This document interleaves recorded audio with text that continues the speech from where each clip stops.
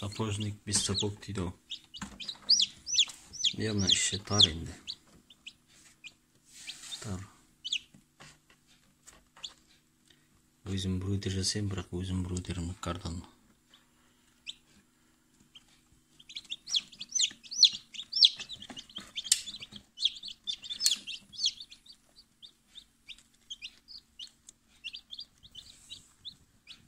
Ықыластан алған аламан бұрындар шығып отыр. Тек мына бір күнге қазірше деп ойлаймын. Қалған күнге кардан кету керек.